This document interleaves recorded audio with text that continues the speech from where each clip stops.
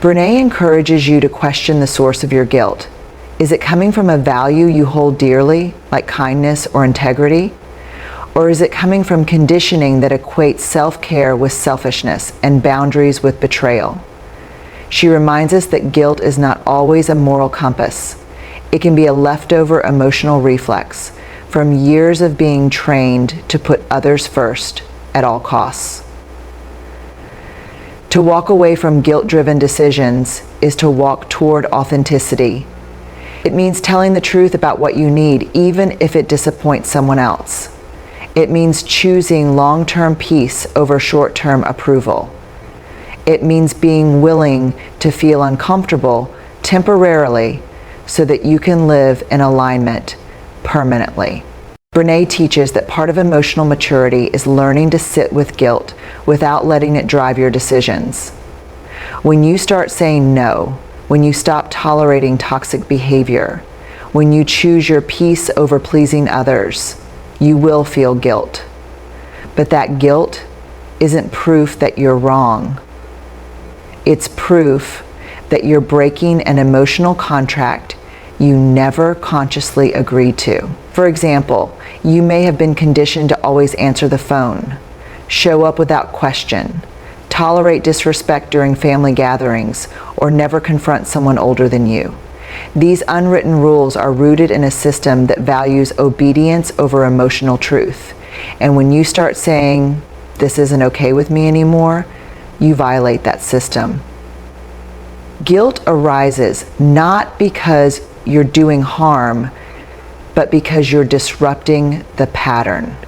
Brené Brown offers a powerful reframe that strikes at the heart of what keeps so many people trapped in unhealthy family dynamics, the confusion between guilt and wrongdoing. She explains that guilt is a normal emotional response, especially when you begin asserting boundaries, speaking up for yourself, or stepping away from roles you've long been expected to play. But feeling guilt doesn't mean you're making the wrong choice. It simply means you're doing something different. In many families, guilt is unconsciously used as a control tool. You may hear things like, "After everything I've done for you," or "You used to be so sweet," or "Family comes first," "You've changed." These are statements designed to trigger your guilt. Because guilt is powerful. It can override your instincts, blur your clarity, and cause you to shrink back into patterns that keep everyone else comfortable while you continue to suffer in silence. She reminds us that this boundary is not an attack, it is a standard. And the people who genuinely love you, who are emotionally mature and willing to grow, will meet you there. Those who cannot respect that standard may resist, guilt trip, or lash out, not because your boundary is wrong, but because your strength confronts their avoidance. Emotional safety is the foundation for trust, growth, connection, and true belonging.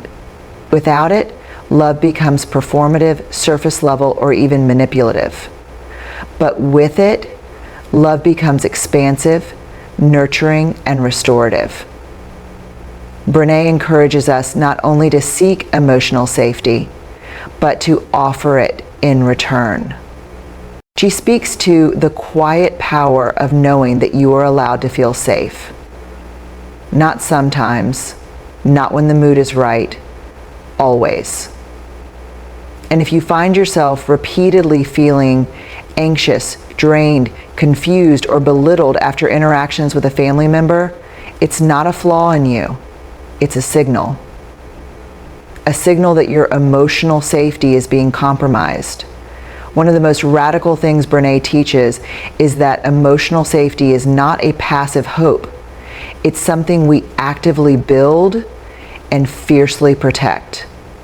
You have the right to decide what kind of behavior is welcome in your emotional space.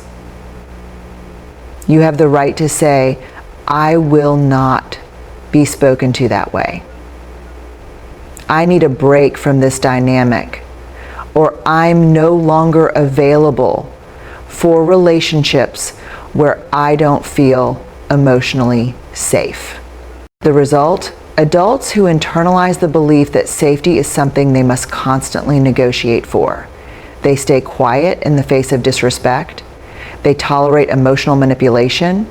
They accept guilt-tripping, dismissiveness, and verbal aggression because they've never known relationships where emotional safety was standard. And worst of all, they question themselves instead of the behavior that Brené invites us to reclaim what was always ours, the right to be emotionally safe. That means being in relationships, family included, where your thoughts, boundaries, and emotions are respected, not just tolerated. Where you can express yourself without fear of emotional punishment. Where your experiences are not minimized, mocked, or distorted to serve someone else's comfort. In her characteristically honest and grounding way, Brené Brown underscores a profound truth in this point. Emotional safety is not a luxury reserved for certain relationships. It is a fundamental human need. It is not something you have to earn, perform for, or prove you deserve, even within family.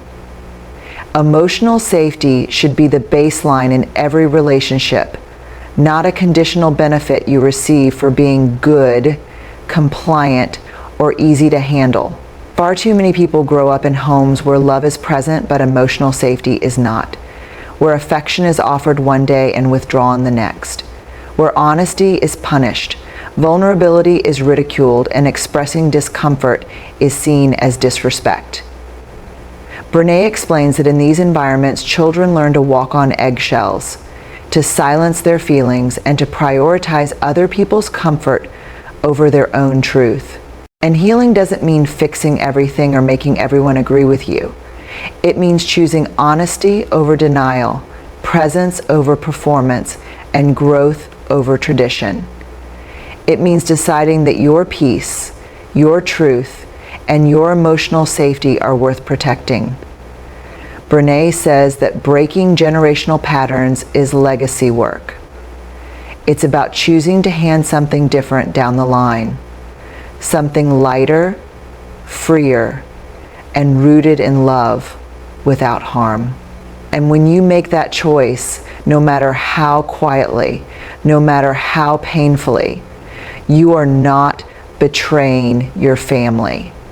You are honoring your future. Brené highlights that this kind of change doesn't always look dramatic. Sometimes it's in small, quiet moments. Choosing not to yell even though you were raised with screaming. Pausing to listen instead of reacting with defensiveness. Validating your own feelings even when your family tells you you're being too sensitive. These moments seem small, but they're acts of revolution. You may not receive applause. In fact, your family might resist your growth. They might accuse you of being distant, too emotional, too soft, or too hard. That's because your change challenges their comfort. But Brené encourages you to remember, you're not doing this to punish anyone. You're doing this to live aligned with your values, to raise the bar on what is acceptable in your life, to heal. When you begin to question these patterns, you may hear things like, "That's just how your father is," or "Don't air our dirty laundry," or "We all went through it, you'll be fine." These phrases are not only dismissive, they are protective shields for pain that has gone unaddressed for generations. But Brené teaches that love does not mean enabling dysfunction. Real love is willing to be uncomfortable. Real love is willing to challenge what's been passed off as just the way things are. She often speaks about the emotional toll of being the cycle breaker in a family. It's a lonely, exhausting path, especially when you are the first to speak the truth, the first to walk away from unhealthy dynamics, or the first to stop pretending. You may feel misunderstood or even alienated. But she reminds us, being the first to break a cycle means you're building a future where your children and others in your life won't have to recover from the pain you were expected to endure. Brené Brown delivers a deeply stirring truth in this point. Breaking unhealthy generational patterns, especially within families, is not an act of rebellion or disrespect. It's an act of love, integrity, and immense courage. When you choose to disrupt behaviors that have been normalized for decades, even centuries, you are not just protecting yourself, you are planting the seeds of healing for everyone who comes after you. Many people carry a silent burden, the weight of family expectations, roles, unspoken rules, and emotional legacies passed down without ever being questioned. These can be patterns of silence, suppression, favoritism, guilt, passive aggressiveness, emotional neglect, or abuse. And often, these patterns are so deeply ingrained that they are mistaken for normal. They become the invisible script people live by, not because it's right, but because it's familiar. You are not weak for needing space. You are not dramatic for calling out dysfunction. You are not cold for choosing quiet over chaos. You are human, and you are part of a growing, brave community of people who are deciding that their mental health, emotional clarity, and self-worth matter more than tradition, fear, or appearances. Brené Brown offers not just validation, but a deep invitation. Connect, reach out, share your story, let others see you, because your vulnerability becomes a beacon for those who are silently suffering. By speaking your truth, you not only free yourself, but you also become proof to someone else that healing is possible. The moment you say, "I'm not okay with this anymore," you take your first step toward freedom. And even people are often unwilling to talk about the difficulties they face with family members because it feels taboo. There's an unspoken rule: you don't air family problems. You don't call out a toxic parent. You don't question a sibling's cruel behavior. But by not talking about it, we perpetuate the myth that everyone else has perfectly functional families, that it must be you who's the problem. This myth of isolation is exactly what Brené challenges. Through her research and stories, she's heard from thousands of people who feel the same pain, face the same difficult choices, and carry the same questions. Is it okay to walk away from someone I love if they keep hurting me? Am I allowed to choose peace over blood? Will I ever stop feeling guilty for putting myself first? But Brené reassures us, thousands of people, quietly, bravely, are doing this hard, heart-wrenching work too. She speaks to the emotional toll of choosing your mental and emotional safety over old loyalties. It can feel like you've broken a sacred rule or abandoned something you're supposed to hold on to, no matter what.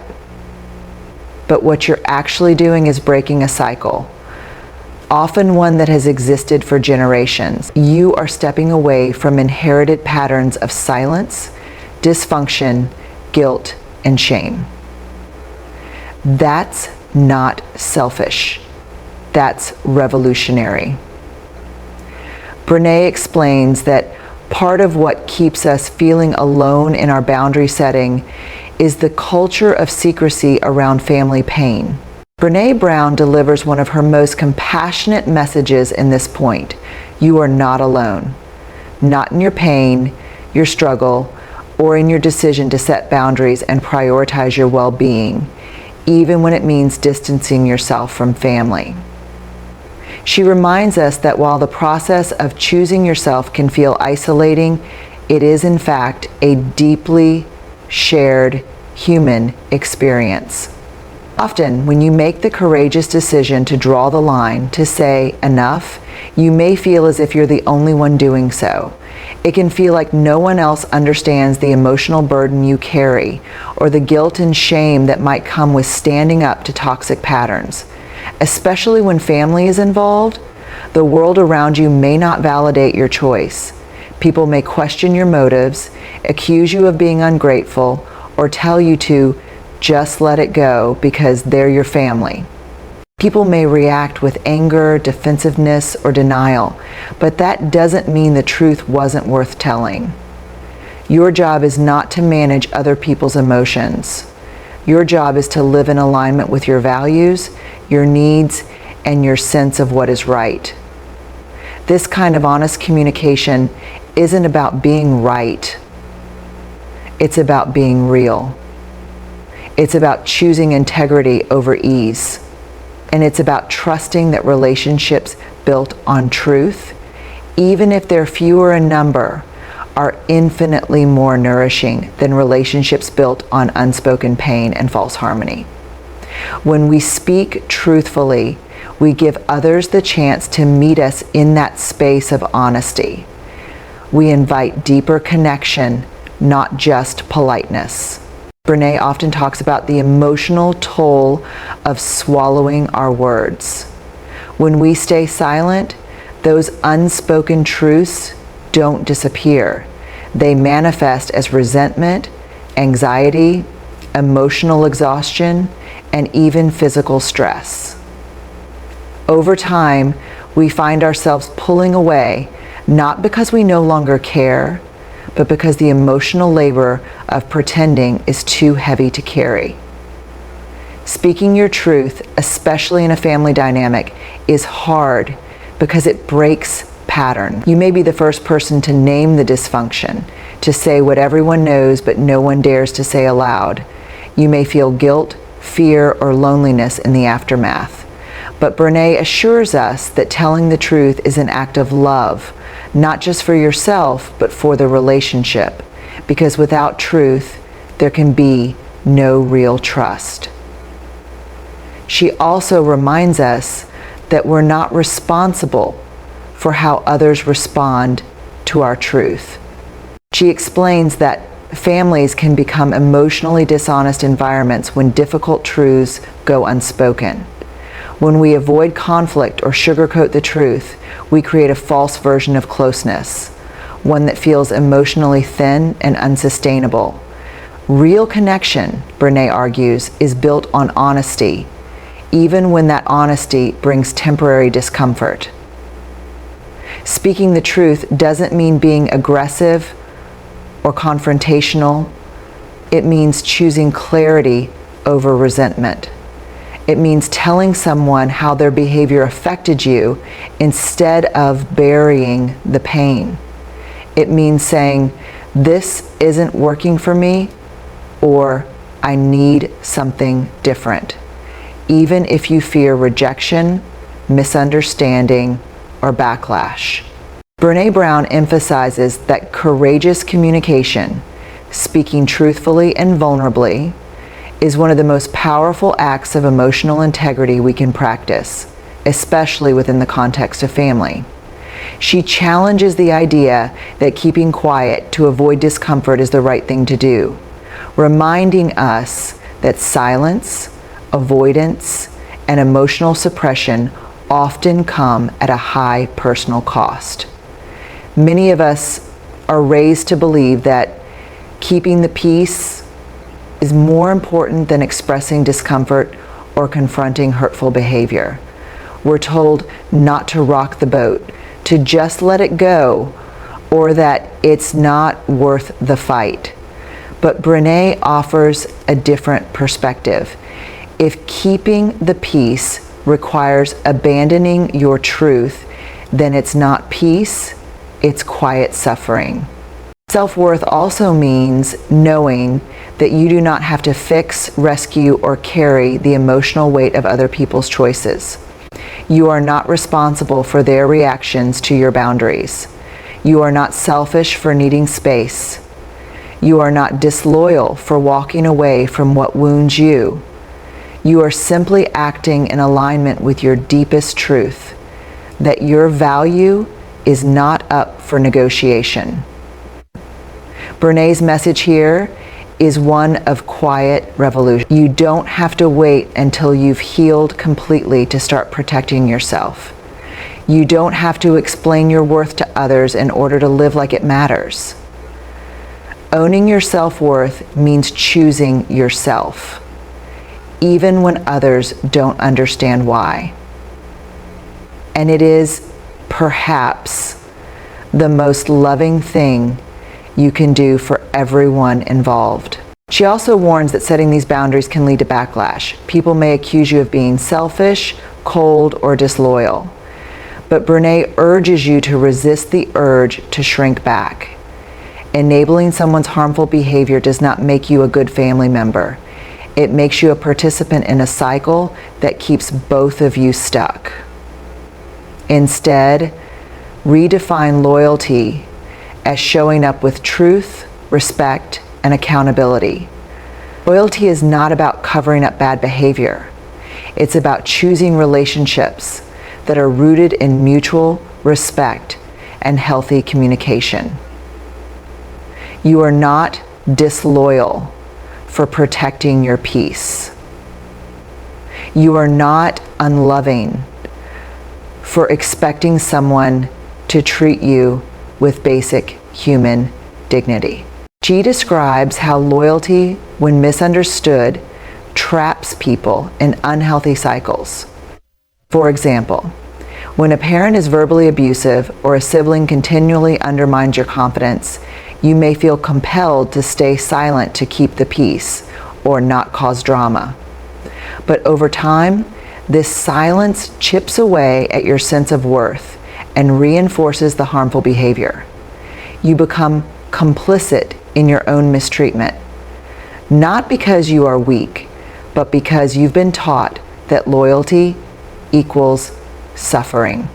Brené says that real loyalty requires truth. It means loving someone enough to be honest with them.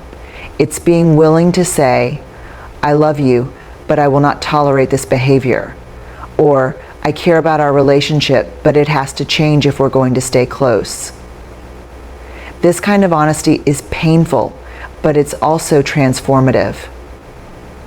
It gives the other person the opportunity to grow, and it allows you to stand in your integrity.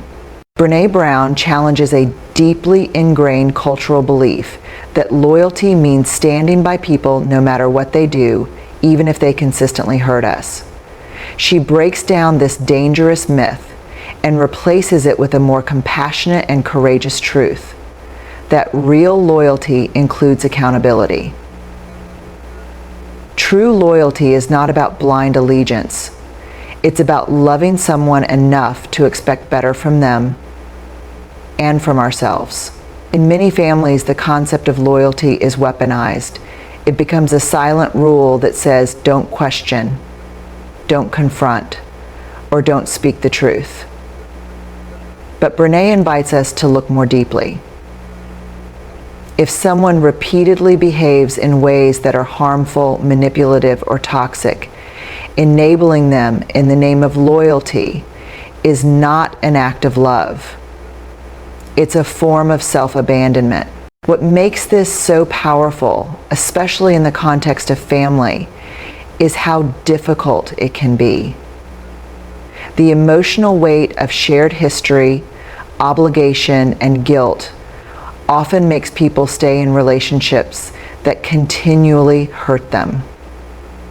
Brené says that choosing boundaries is one of the bravest things a person can do, because it means valuing your own dignity above someone else's comfort. And this isn't about creating conflict, it's about cultivating a life where respect, compassion, and mutual understanding are the baseline.